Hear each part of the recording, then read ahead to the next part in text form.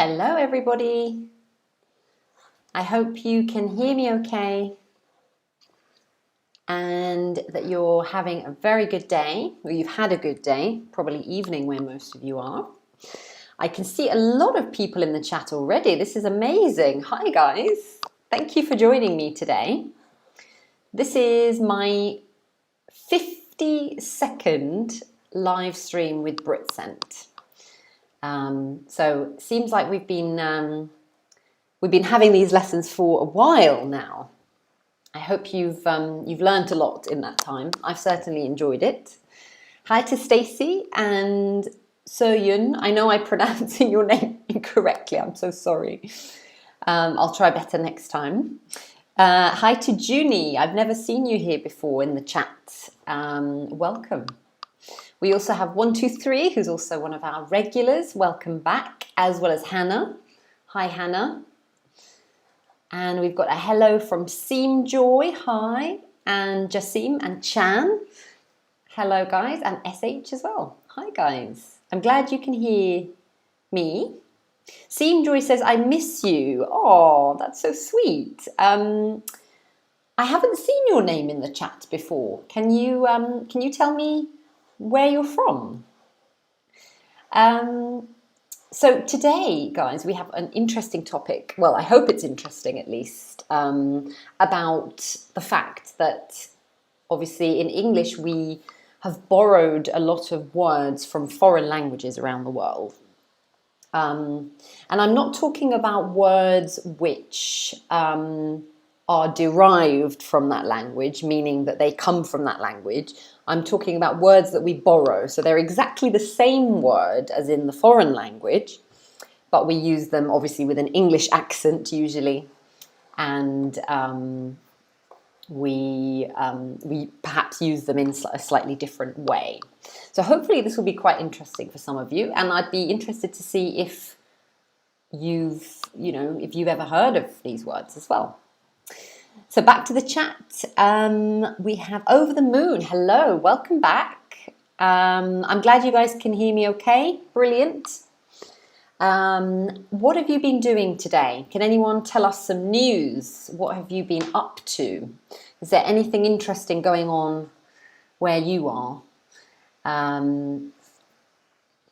Hi, Una. Oh, okay, I see. I recognize you now. Here in the UK, there's nothing special going on as far as I know, really, so there's not much to report. I personally had quite a busy weekend, but it was also really nice. On Saturday, I spent the day with my fiance's work colleagues. So his workplace had a really nice kind of barbecue in a big field outdoors on Saturday, and it was really nice to meet his colleagues, and we had lots of lovely food. We had barbecue food like sausages and hamburgers and salads and things like that. And in the evening later on we had pizza. So perfect sorts of food. Some of my favorites, barbecue food and pizza. What could be better? And lots of drinks flowing. So on Sunday I had, a bit of a headache. But it was really nice. So yeah, it was lovely. So what have you been up to, guys? Can you tell me anything going on, or what you did at the weekend? Anything going on? So Chan said, I'm preparing for job hunting. Ah, okay. Well, good luck with that. I hope you find something soon and that that you're successful. So yeah, good luck with that. Soyun said, I got burnt. Burnt? From the sun or something else? How did you get burnt, Soyun? I always get burnt when I cook things, especially in the oven. I always tend to touch my finger or my arm with part of the pan from the oven, and I always get burnt. I'm so clumsy in that way. Chan said, it sounds like you were in heaven. Yes, I was. Definitely. Foodie heaven. And also the weather was pretty good. We didn't have much rain. We had a tiny little period where it was drizzling a little bit, so just very light rain, but it only lasted for about 5 minutes, so it was great. Yeah, really nice. We were lucky. Yeah. Right, well, let's see in the chat if anyone has shared any info with us before we get started on our words. And we have Eli who says, hi, hello, Eli. Welcome. 123 said, here it's warm as usual during the summer. Ah, so you've got lovely warm weather. Although I've heard that it's been raining quite a lot there. Over the Moon said, I've just finished an important exam, so it really put my mind at ease. Oh, very good expression. I like that. I'm sure you're feeling relieved now you finished that exam. Let's hope you get the result that you want. Good luck. Right, so I think we're going to start off with our 9 fantastic foreign words. So I'm just going to share my screen with you. Bear with me. Okay, so hopefully you can see my kind of welcome screen over there.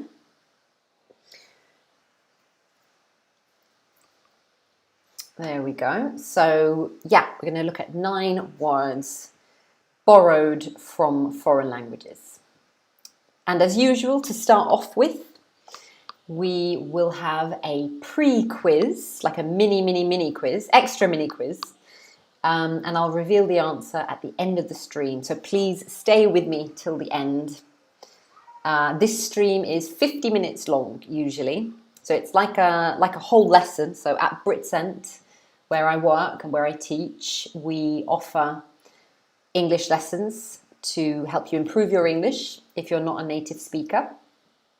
We do lots of different lessons. So we do general English lessons, so general speaking lessons. We do business English lessons. We do IELTS preparation, Cambridge exams, academic English, so writing, that sort of thing. So we do lots of different lessons, and each lesson is usually 50 minutes long like this, and it would be one-to-one. So if any of you are interested in joining Britcent, you can go to our website. Just Google it, Britcent, and of course subscribe to this channel so that you can get lots of our content.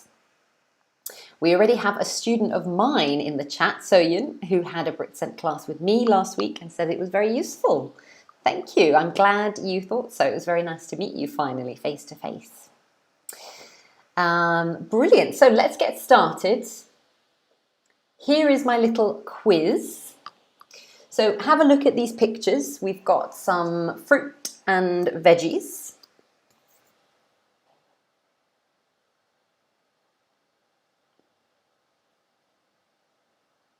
I'm just checking that you can actually see this on the screen because it doesn't seem to be showing on my side. Are you able to see any pictures of fruit and vegetables, guys? Because there could be a little technical glitch otherwise. It doesn't look like it's appeared.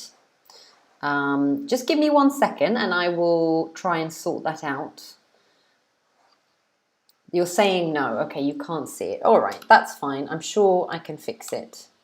Just give me 1 minute and I will do my best. Right, so you can see the welcome screen only. Okay, sorry about that, guys. I'll be back in a sec. I'm just gonna try and fix that problem. I don't know why this is happening to me today, but it happens with technology sometimes, doesn't it? Right. Okay, so let's try something else. Okay, I'm going to put that there. I'm not great with computers. I try my best, but sometimes something goes wrong when you least expect it. Okay, let's see if this works. Here we go. So, screen share.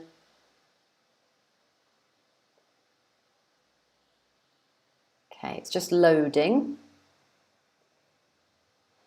Okay, hopefully you'll be able to see now. Yes, I think it's working. Okay, I can see it on my side. Let me know if you can see my 4 pictures of fruit and veg. Welcome to Young Dan. Hi, you're just in time to start. And Luna, hello. Okay, looks like it's working on my end. So I hope you guys can see my pictures. Hi Cynthia, that's okay. Don't worry about being late. You're here just in time for the pre-quiz. Okay, looks like everyone can see it now. Okay, so my question for you here is, which British name or English name for one of these does not come from a foreign language? Okay, so one of these pictures, when you say the word in English, in British English, not American English, one of these words does not come from a foreign language at all. It comes only from English. Okay, so I want you to guess which one it is. You can write your answer in the chat. The reason I wrote British is because I wanted you to give me the British English name, not the American names of these things. Okay, because one of them has a different name in American English. I will reveal the answer to this later on, so please stick around. But it looks like some of you are putting some answers in there. Keep going though, because you're not quite right yet. But I won't reveal the answer. So which one does not come from a foreign language originally? Okay. So let's move on. I'll reveal the answer later on. So the first one that I wanted to show you today that does come from a foreign language is this word. So have a look at this word. Let me know if you've ever heard it before. But I want you to tell me what language you think it comes from. Okay, so what language does this word come from? Where have we borrowed it from? Okay, I've given you the word and underneath you can see the phonetics so that you can pronounce it. So, what language does this come from? Any guesses? Where do you think we have borrowed this language from? Okay, so Una Seamjoy has suggested French, as has Young Dan and SH. Well done. Very good. It is actually from France. Very good. So there we have the French flag. Fantastic.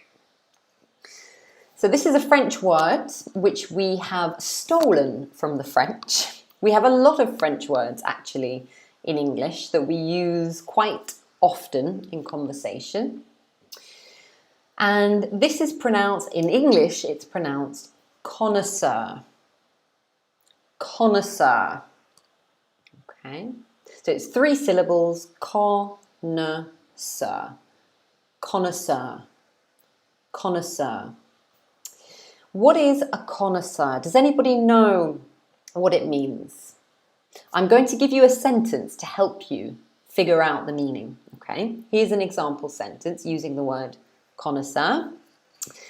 So you could say only a true connoisseur could tell the difference between these 2 paintings. So from this context, do you have any idea what connoisseur means? Give me an example. Give me your ideas in the chat. Let me know what you think connoisseur could mean. So Yun said, is it a fruit? No, it's not a fruit. An export. Are you sure you mean export? Or do you mean what Bubble Tea has suggested, expert? Well done, Bubble Tea. Yes, you could say that somebody who is a connoisseur is an expert. Very good, very good. And 123 has said somebody who knows well. Yes, very good. Junie says a person who knows a lot about and enjoys one of the arts. Well done, guys. That's fantastic. So what I've written as an explanation is here. So an expert, as you said, on judging the beauty, quality or skill in art, food or music. So it's normally for these sorts of subjects, art, food or music. We use it in this way. Somebody who knows about it a lot, has a lot of knowledge about that, that kind of topic. So for example, you could say these ones. You could say she's a connoisseur of Italian art. So this means she knows a lot about Italian art. She's an expert at judging Italian art. You could also say, I've been to a few wine tastings, so I know a little about wine, but I'm certainly no connoisseur. This is applicable to me, I would say, the second example, because I've been to a few events, like little events, where I've kind of tasted different wines and learnt about the grapes and all of that sort of thing, just for fun, because I like wine. However, I'm definitely not a connoisseur. I don't know, I'm not an expert at judging whether one wine comes from one grape or one wine is more expensive than another wine. I really don't. I'm not great in that. So I'm no connoisseur. Yeah. But yeah, a French word that we use in English in this way. Here we go. Over the Moon has suggested sommelier. Sommelier is another French word that we use in the kind of restaurant industry. And that would be somebody whose job it is to suggest wine to the customers in a restaurant. So they would offer wine and kind of suggest which is the best wine to go with that dish, etc. That's a sommelier. Okay.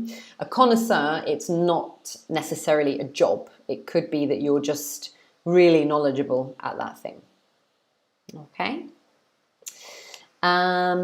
Brilliant. Okay, so that is our number one.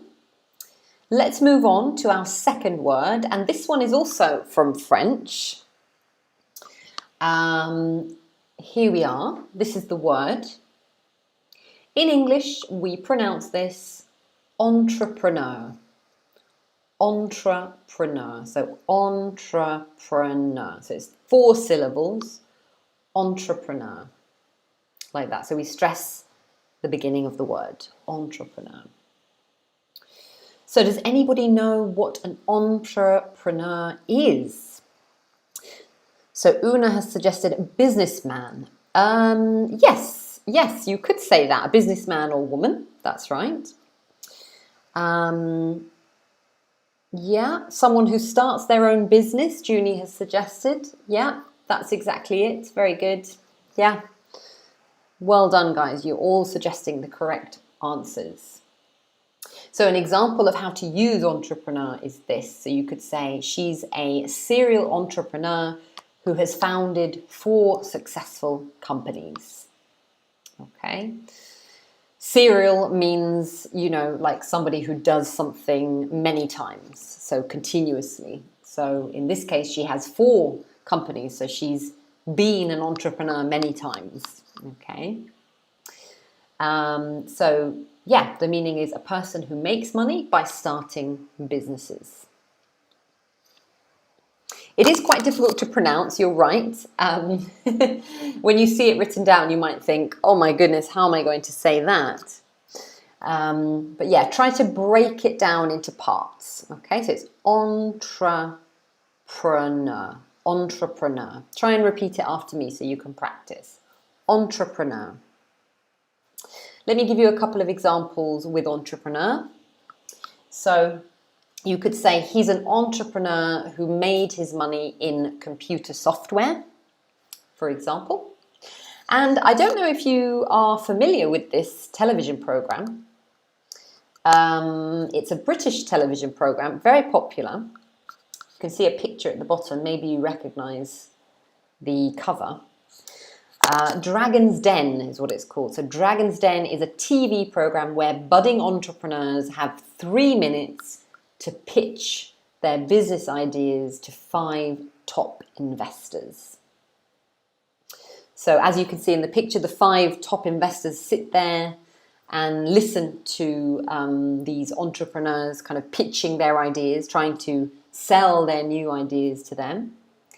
And then usually what happens is 1 or maybe more of these investors, they offer to invest in this new business. Sometimes they don't offer anything. Sometimes they all offer something, and sometimes only a few of them do. It really depends. Yeah, but I always feel nervous for the entrepreneurs standing in front of them because they look quite scary.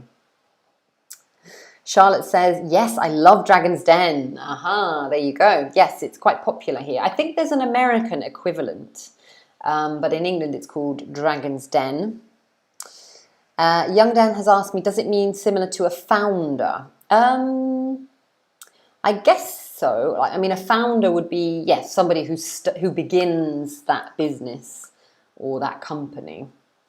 But entrepreneur, I guess it kind of has more of a meaning of like a new, it's almost like somebody who puts everything at risk in order to start a business. So it's like their first ever venture into this kind of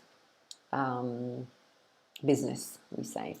So normally when on Dragon's Den, for example, these people have never had a business before. It's the first time they've invented something and they're kind of putting it into practice. Yeah. So Ian has asked, what does budding mean? Oh, that's a very good question. Budding entrepreneurs, so it basically would mean that they are just starting out. They're kind of like beginning to become successful or beginning to develop, that sort of thing. Okay, so they're not entrepreneurs yet. They're not entrepreneurs because they haven't started the business yet entirely, but they are on their way to becoming entrepreneurs. Okay. Beatrice says American version, I think, is Shark Tank. Oh, yes, you're right, Beatrice. I think so. Yeah, Shark Tank is what they call it in America. Brilliant. Thank you. Charlotte says more like startup company. Yeah, I guess it would be a startup company if they had just started their first ever business. Yeah. Very good, guys. Thank you for joining in and asking your questions. It's great to get some participation. Right, let's move on. Let's move on to number 3. So we're going to move to a different language now.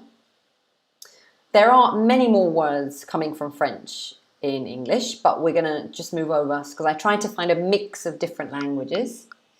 So here's another word. And I want you again to tell me, what language does this come from? Which language do you think this comes from, this word? Any ideas? Let me know in the chat if you have an idea where it comes from originally.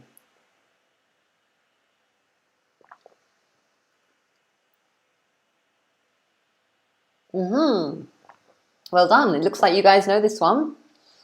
Soyun says ninja is from Japan. Fantastic. And Chan as well. Yeah, good. I've put the Japanese flag up there. Well done, guys. It does come from Japanese. So yeah, ninja is how we would say it in English. Ninja. A ninja.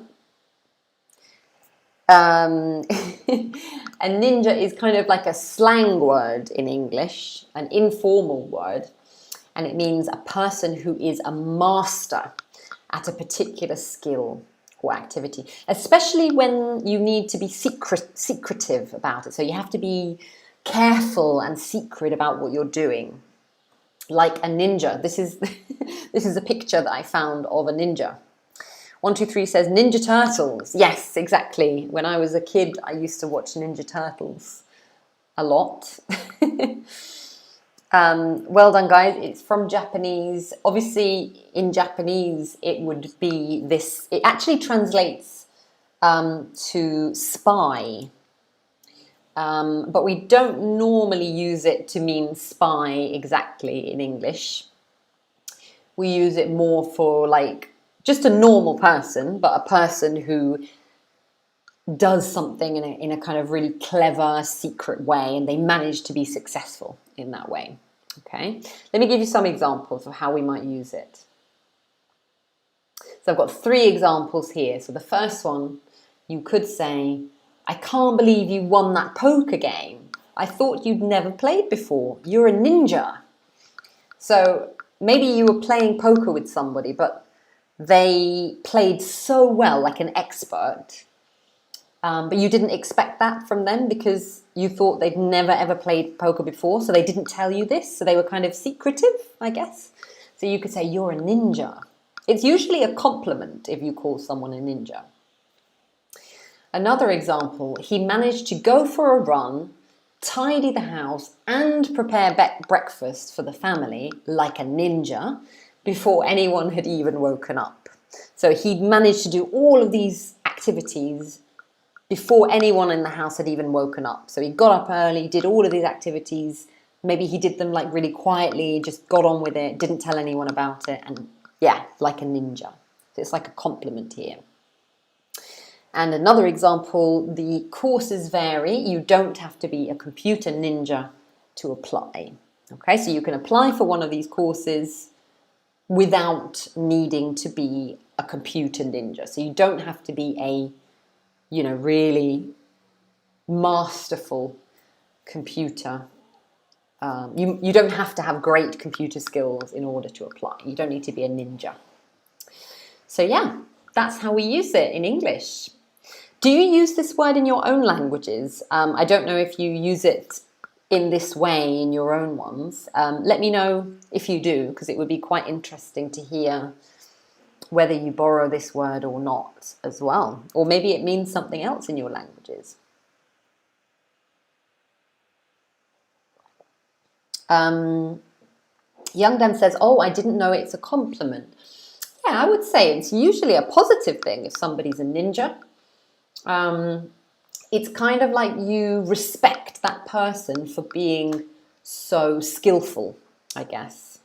And we use it for male and female, males and females. We don't change the word. Okay. Hannah says it sounds a bit like a dark horse. Yeah, I guess you could say that actually. Yeah. Yeah, a bit like a dark horse. That's a very good idiom, Hannah. Somebody who you didn't kind of expect to be able to do something, because they were very quiet about it, and then they did it really well. Yeah. 123 says, in France, a ninja is a Japanese fighter. Yes, that's right. Even in English, it is a Japanese fighter originally, but if you use it in a slang way or informal way, it means this, basically. Yeah. Okay, very interesting, guys. Well, there we go. That's one borrowed from Japanese. Bubble Tea said it was used, but I think it's kind of more like old-fashioned word in Korea. Okay, fair enough. Yeah, it's not old-fashioned in English. I would say it's used kind of informally. Right, okay, let's move on. We've got lots more words to look at. So number 4, here we go. Okay, so this is a different language. Any idea which language this one comes from? Let me know in the chat if you have any idea.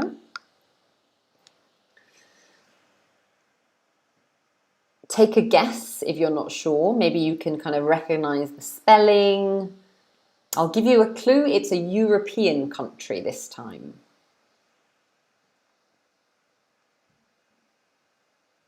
Very good, guys. Well done. Yeah, very good. 1, 2, 3. You said it first. Very good. Everyone's suggesting the right answer. The answer is Spain, Spanish. Very good, guys. So this comes from Spanish. In English, we pronounce it aficionado. So we say aficionado, aficionado. So it's actually 5 syllables. Aficionado. Does anybody know what aficionado means? Does anyone? Maybe you've studied Spanish and you know what it means, or you have an idea. When would we use this word?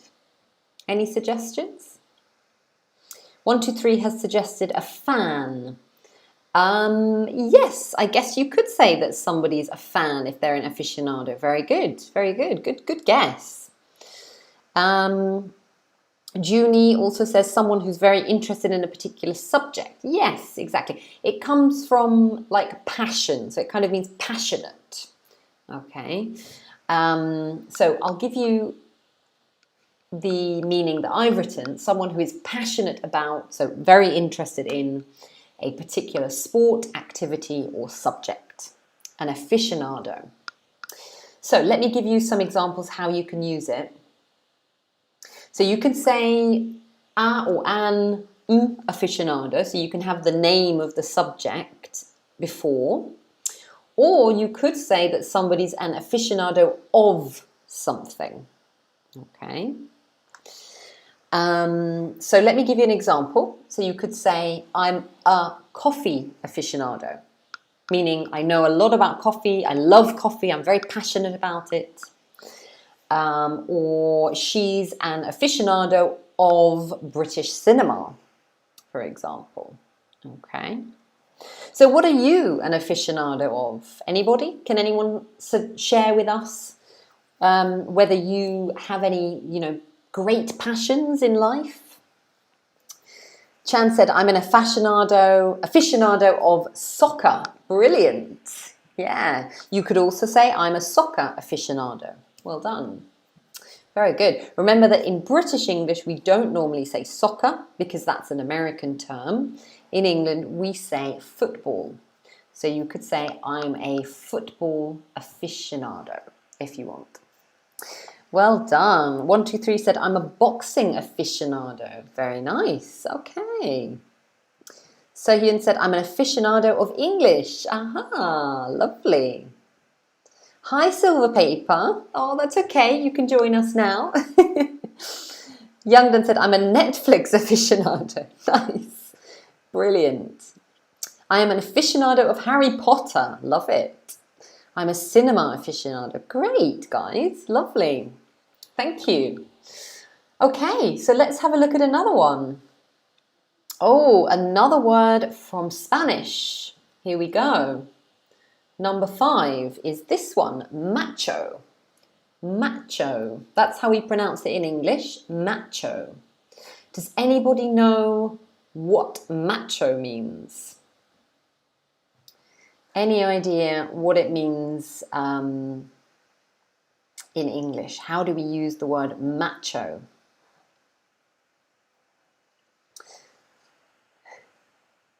So you said it sounds like nacho. It does sound like nacho. It rhymes, exactly. Chan says a man. Yes, it's normally used for men. Youngdan said a manly man. Yes, very manly man. Very good. Okay, SH says muscular. Yeah, could be muscular. It's not necessarily about the body though, necessarily. Could be, yeah, 123 says a man, too much man. Yeah, like a tough guy. Well done, guys.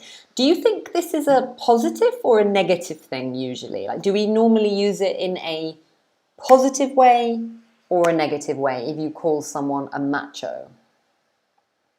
If you say like he's a macho man, or he is macho, do you think that's negative or positive? Any suggestions? Well done on giving me your interpretations. They're all right. Fantastic. Yeah. 123 says negative. Chan and SH have suggested positive. Okay, we're getting negative and positive. Okay, it's actually normally used negatively. It has a negative connotation. Youngdan said negative here in Korea too. Okay, yeah, it normally means, because it means somebody who is too manly. So it's like a man who tries too much to be strong and powerful and manly. So he tries to hide his maybe true emotions, So it's quite negative, I would say. So, for example, you could say he is too macho to admit he was hurt when his girlfriend left him. Okay, so you could see he's too macho to admit it. So he pretended that he was strong and he didn't care and everything. So we would use it in this way in English, macho. Okay. I have a couple of other examples and a definition on the next page. I'm just going to turn to that. And I found a picture of El Macho from one of these animated films. Maybe you recognize him. I thought it was quite funny. So yeah, as you can see, disapproving. So it's usually a negative word. So behaving in a way so as to seem strong and powerful and avoid showing any weakness. So not showing any weakness at all. So for example, you could also say he is too macho to admit that a woman can do his job as well as he can. Or I can't stand macho men. Okay, so meaning I don't like them, I hate them, I can't stand macho men. Yeah. 123 says Macho Man was a song. You're right. Whenever I hear anyone say Macho Man, I always think of that song. I don't know anything about the song apart from the fact that it goes, Macho, Macho Man, I want to be a macho man. Something like that. Quite an old song. I don't know when it was made, but yeah. Chan said, I think a lot of girls hate macho guys. Yeah, I mean, yeah, I'm not really a fan of macho men myself. Especially in this time, right? In this day and age. Come on, we're in the 21st century. Men and women can do things equally well, and men don't have to pretend to be super strong at all times. It's okay to cry or be upset about something. So, yeah, that's why it's disapproving. That's why we use it in a negative way. Yeah. All right, so let's move on. So we've had two Spanish ones, we've had two French words, we've had one from Japan, and now we have two from Spanish. All right, so let's move on. So the next one is from a different language. Here we go. I want you to guess it for me again. Number 6 on our list of 9. So this word, does anybody know which language it comes from? I feel like you might get this one. Perhaps you're more familiar with it. Let me know in the chat if you know which language it comes from.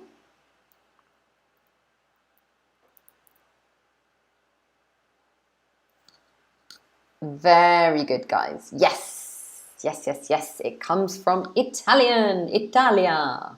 Here we go. Italy. Yes, and in English we pronounce this paparazzi. Paparazzi. Paparazzi. So it's 4 syllables, paparazzi. And yes, this is an Italian word. Una has suggested the meaning of the word, which is photographer. Very good, yes. Not exactly a traditional photographer, because paparazzi are normally the photographers that celebrities don't like because they are the ones who spy on them and try to take like secret photos of them, and then they sell those photos to the newspapers and magazines. So they have a kind of bad reputation, I would say, yeah, for following celebrities around. Okay, and this is the meaning here, as you can see. Yeah, so they normally have a negative kind of reputation, a bad reputation, because they try and find the celebrity doing private things and taking pictures of them doing in their private life. Yeah, but they sell newspapers. People like looking at paparazzi's photos. So actually in Italian, so paparazzi is the plural form. So because of the I at the end, that's plural. But the singular form is paparazzo with an O at the end. However, in English, we normally just refer to the group. We refer to them. So you would probably mostly need to use paparazzi. Okay. D says there is a famous song, Paparazzi, in Korea. Is there? Oh, I wish I could hear you singing it like I was singing Macho Man. I'll have to Google that later. So let me give you an example using paparazzi. So you could say the British royal family are constantly hounded by the paparazzi. Hounded by, I've written the meaning here, maybe you're not familiar with it. Hounded by means chased and not left alone. So they're hounded by the paparazzi. And you can see a picture here of the paparazzi desperately trying to get a snapshot of a celebrity in their limousine, I imagine. So this is how we use it, usually. Okay. There we go.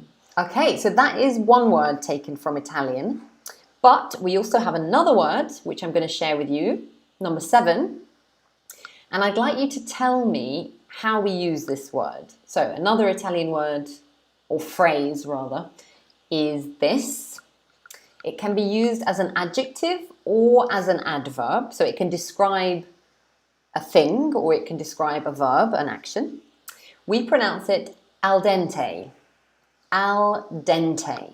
Al dente. Does anybody know what sort of food this usually describes? So what we normally use it to describe a certain kind of food, but what sort of food is it? Does anybody know? Well done, guys. You're amazing. Yes, the answer is pasta. Fantastic. Really, really good. That is correct. Yeah. Pasta. So it's, well, if you look in the dictionary, it says of cooked food, but especially pasta. Okay, so it's normally, I would use it only with pasta, really. And it means not too soft when bitten. So you know when you make pasta and you boil it in hot water, and sometimes you might boil it too much and it becomes really soft, really mushy. That is not al dente. So any Italian person would probably tell you to throw that away. It needs to be al dente, which actually translates to the teeth. So you need to be able to bite it a little bit, basically. So anyway, we use this in English, al dente.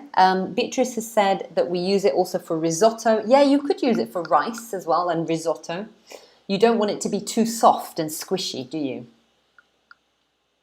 So here's a picture of some lovely spaghetti and a couple of examples. So the first one, we're using it as an adverb because we're describing the verb cook. So I like my spaghetti cooked al dente. Okay, al dente. And as an adjective, pasta should really be al dente, not soft and mushy. Okay, so mushy means, yeah, really soft and almost like a paste, like too soft, mushy. We don't want mushy pasta, we want al dente pasta. So that's how we use it, basically used in the same way as they use it in Italian, but we've borrowed this directly from the Italian language. There we go. Do you say this in your own languages? Do you use al dente? Or do you maybe have another word for this, or maybe you don't say it at all? Let me know in the chat what you think of that. And then we will move on to the next one on our list. Hannah says, personally, I don't like al dente. Ah, okay, fair enough, fair enough. Chan says, not at all. Okay, so you don't use that. Silver Paper says, yes, some chefs saying al dente. Okay, all right. Yeah, brilliant. Hannah says, I've heard that from Korean TV shows. Okay, so you probably borrow it from Italian as well. I don't really think there's a way of saying that that's not in Italian. I guess maybe you could say something like it needs to have a bite to it. So you could say the pasta should have a bite to it. If you wanted to say it fully in English. Yeah. Right, let's move on. We have 2 more to go, guys. Here we go, number 8. Right, so this is a completely different language. Does anybody know what language this one comes from? Let me know in the chat if you have any idea where it comes from. And as you can see, there are 2 ways of pronouncing this. Yeah, I've heard both of them, but probably I've heard more the second one. Very good. You guys have suggested it comes from China, from Chinese. Exactly right. It is from Chinese. Yes. Fantastic. So you can say feng shui, which is the first pronunciation, or feng shui. So feng shui or feng shui? I normally say feng shui. That's the one I've heard more often. But according to online dictionaries, you can also say feng shui. I'd love to know what they say in Chinese, but in English we say both. It's not food. Does anyone know what we use this to mean? Like what significance it has? I'll give you a clue. It's related to decorating your house or your office, or related to buildings like that. Okay, 1, 2, 3 has suggested martial arts. It's not a martial art, no. Any other ideas?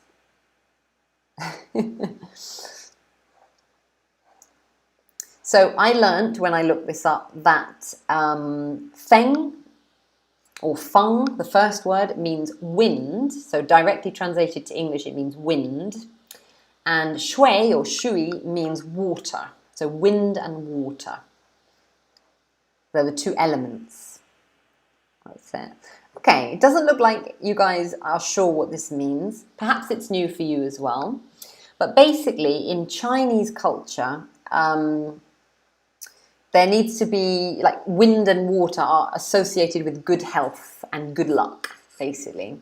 So I will show you an example of how we use it in English, this. Yeah. So you could say it's good feng shui or feng shui to have a loving animal in your home. So it's good feng shui to have a loving animal in your home. So we often say good feng shui or bad feng shui. So Cynthia has suggested it refers to describe the best place to build a house, river. Yeah, exactly. So it's a concept of the best position for things. Yeah. So let me show you my description that I found. So it's a belief that the way your house is built or the way you arrange objects affects your success, health, and happiness. This is obviously a Chinese kind of belief, basically, like a traditional belief. But yeah, some people use this to talk about, you know, how they position things in their home. For example, you could say, apparently it's bad feng shui to sit with your back towards a door. Okay, this is what I've heard. And another example, you could say, my aunt is a feng shui consultant for office buildings. So I guess she advises people on how to position things in the office so that everyone will be healthy, happy, and successful. Yeah. So I hope that makes sense. I quite like this idea, and I try to use it in my home, but I'm sure I've made lots of mistakes as well. Over the Moon said, I know the word yin and yang is from China too. Yes, yin and yang, exactly. So you have that kind of harmony, yin and yang, which also we use in English. Well done. Very good, guys. Okay, well, we don't have much time left, guys, so I'm going to move on to the last one in our list, number 9. Here we go. Number 9 is from a completely different language, our final language of the day. Does anybody know where this word comes from? Let me know. I'll give you a clue. It's a European language this time. Does anybody know where this comes from? Hannah says, then in the UK, does many British people try to follow this about feng shui? Maybe some people. I think it depends on how spiritual you are or how much you believe in these kinds of things or in this kind of energy, let's say. Some people don't believe in it, so perhaps they don't. All right, wow, lots of different suggestions, but it looks like Dee and Hannah were correct. The answer is German. Well done. It comes from Germany. So this word is pronounced kaput. kaput. This is how we say it in English. Kaput. So let me tell you what this one means, but I'll give you an example to show you how you can use it first. So you could say, I can't print those documents off, I'm afraid. The printer is kaput. So what do you think kaput means? Junie has suggested out of order. Well done, Junie. Yes, yes. It basically means that the object is broken, completely broken, destroyed. So it's an informal word we use in English to mean broken. As you can see, the guy in the picture here is really stressed about his car being kaput. So you could say the car is kaput. We'll just have to take the train till we get a new one. Or you could also say their marriage is kaput. So yeah, I really like this picture. I think it's kind of what everyone would be feeling inside, yet shown on the outside. Yeah. So yeah, completely destroyed, ruined, kaput. That's how we use it. And that, I think that's how they use it in German as well. A German way of saying that. So well done, guys. Those have been our 9 words from foreign languages. But I would love to reveal the answer to the quiz question that I gave you at the beginning of our stream. So let's go back to that. I showed you these 4 fruits and vegetables, and I asked you which word does not come from a foreign language in English. And I think most of you suggested apple, the first one. A couple of you suggested what you called eggplant, which is the second one, which is actually the American word. In English we say aubergine, but aubergine, this comes from French. So let's see what the real answer is. It's not apple, it's not aubergine, and it's not lettuce. The answer is strawberry. So all of the other ones, they come from other languages. So apple comes from German, Apfel, they say in German. Aubergine, as I said, it comes from French, and lettuce, I believe, comes from Latin originally. But strawberry is actually comes from Old English. So it just originally made in England, this word. So the answer is strawberry. So yeah, there we go. And that is all. Okay, I'm afraid we don't have time for a mini quiz today because we are out of time. But I will definitely give you one next time we do a live stream, which will be next week on Tuesday. Thank you so much for joining me today, guys. We're out of time. Time always flies when I'm teaching you guys.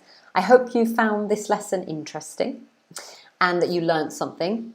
Please subscribe to this channel. Just click subscribe and click reminder so that you get reminders about this. I'm here every Tuesday. Tell your friends to come and join us and subscribe to this channel as well. And yeah, we'll have lots of fun. I'll see you next week on Tuesday, same time. So I start at 2 p.m. GMT.